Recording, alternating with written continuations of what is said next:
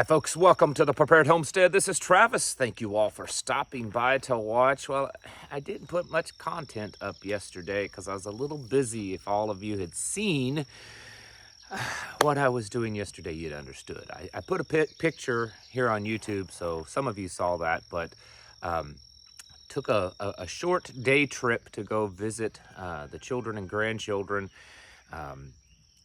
And it was just amazing. You know, when you get to spend time with your grandbabies, even though it was a very short visit, it's just, well, I mean, it makes all the worries and troubles of the world go away. It also reminds me again of why we're doing what we're doing, not just for our children, but also our grandchildren, to hold those babies in your hands and realize that a part of you is in them and that you have a duty to do what you can to protect them, to create something or to hold on and retain something that's special so that they can have a future also. So that's why I wasn't online very much yesterday. Just kind of ignored the phone and held grandbabies. There's 3 of them, and they're all the sweetest little things you've ever seen, which I'm sure those of you that are grandparents would say the same thing about yours, and rightly so. So there's that. It's supposed to be pretty warm today. I just checked a little bit ago. It's real foggy. Had some rain last night, so we're really foggy this morning. 98% humidity, supposed to be in the mid-90s today. I mean, that's deadly. Mid-90s. You can't go outside in that kind of temperature. You can't go outside if it's in the mid-90s because you could die. So you have to stay indoors. Well, at least that's the narrative that seems to be popping up now online. I've noticed several comments and several posts on the internet talking about how deadly hot it is right now. That if it gets up into the mid-90s, it's deadly hot, and you can't go outside in that you could die. Even drinking water is not enough, that you just need to stay indoors in the air conditioning. And then if it's in the triple digits, why, you know, you'll just melt into a puddle. Don't go outside because it's hot. It's unusually hot. In fact, it's so hot we should change our laws and restrict people's lives because it's really dangerous outside. That seems to be a narrative that's kind of rapidly building. Now, yes, I know the whole climate change stuff has been going on for a while. But we've also had cycles of other things that's taken its place of importance, you know, a pandemic. And then for the last year or so, we've had this war going on in Ukraine.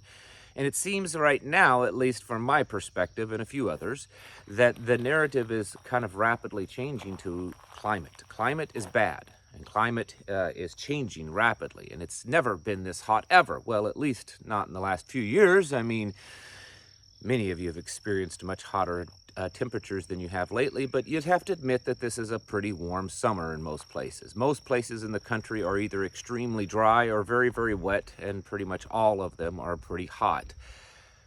But they don't want you to think about the fact that it's just a cycle. They don't want you to think about the fact that it's just something that happens. It's, you know, it's just a, you know, don't look at historical data like back in the 1920s and 30s because you'll see that it was actually much hotter back then than it is now.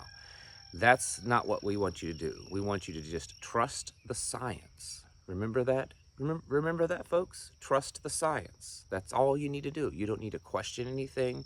You don't need to question why they're doing what they're doing or what they may be trying to put into your body or convince you to do with your lives. You just need to trust the science because they know what's best and they have the best interest in your life. That's kind of what we're starting to see. Just a week or so ago, Biden, Charles, you know, that guy that says he's the King of England, and John Kerry all met over in England, and they talked about climate change and how we need to do something to stop this, that we need to, that governments, that the powers that be need to step in and take control. I suspect that we're going to start seeing some increased level of climate awareness and climate emergency and very much climate lockdowns.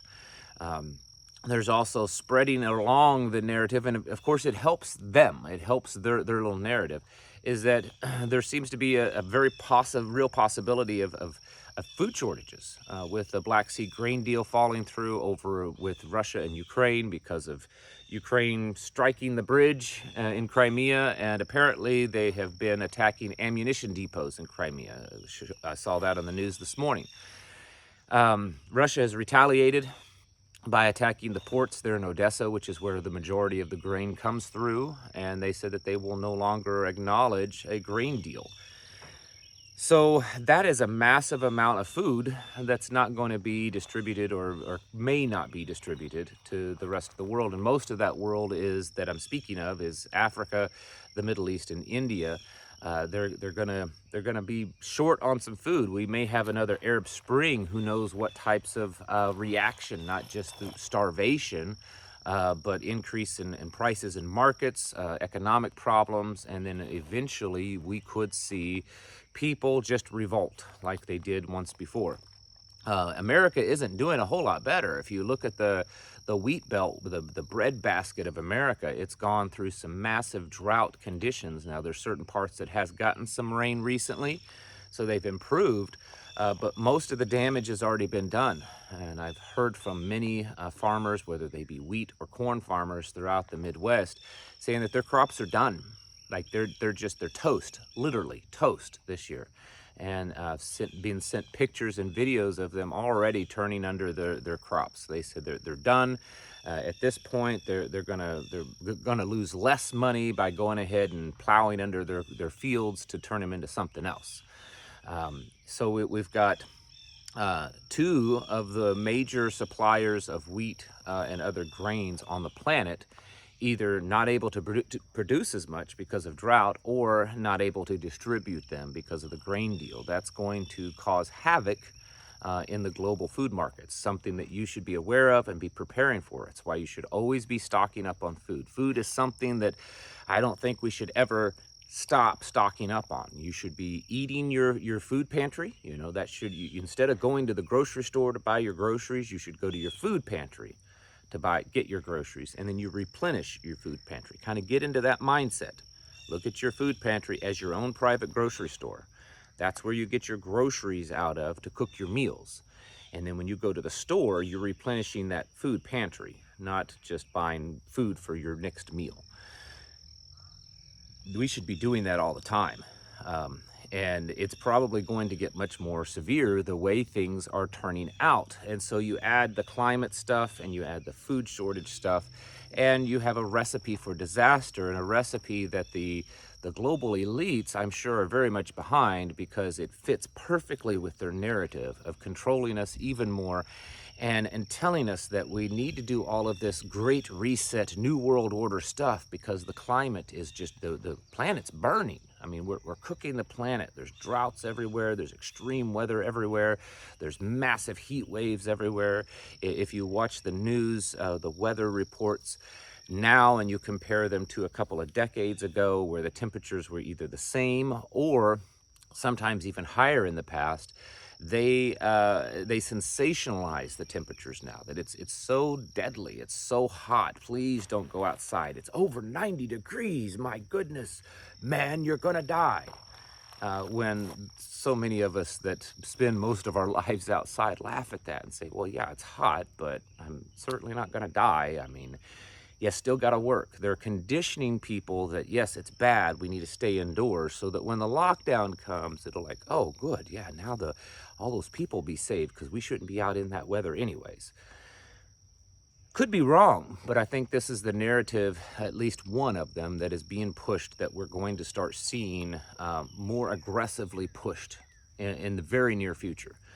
Like I said, if you get online, you can see that while certainly climate change has been something that they've been talking about for a long while, I'm not saying that this is a new topic.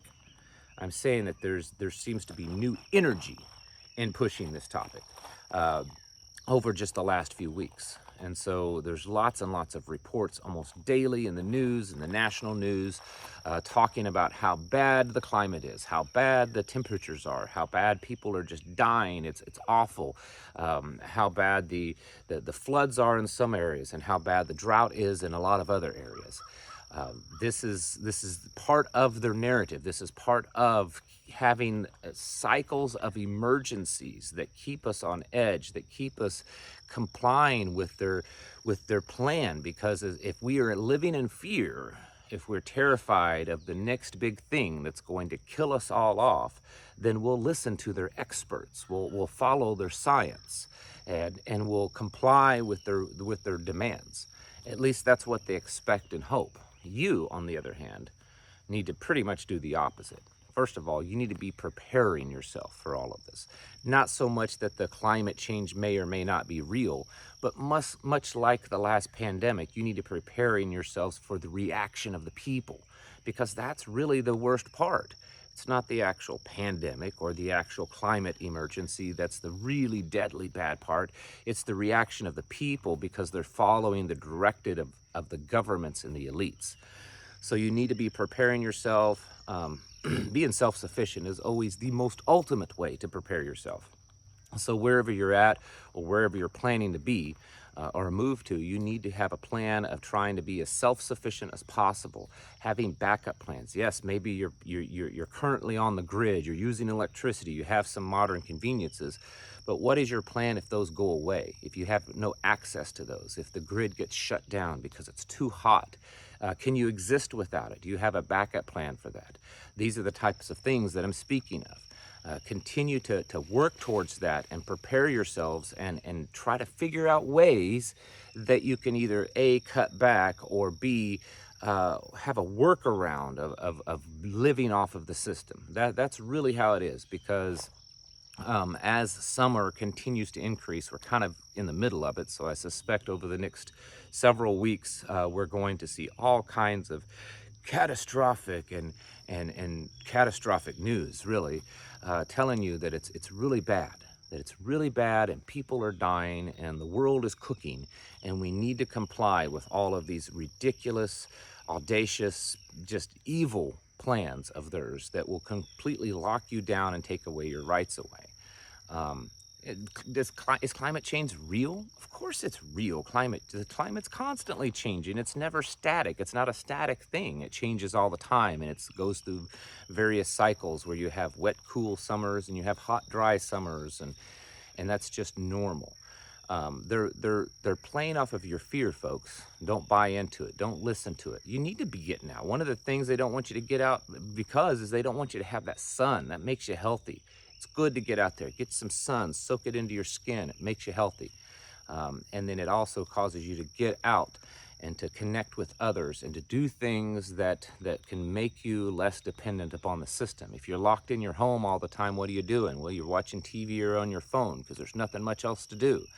And that's the way they want you. You get sick, you're breathing in your own stale air.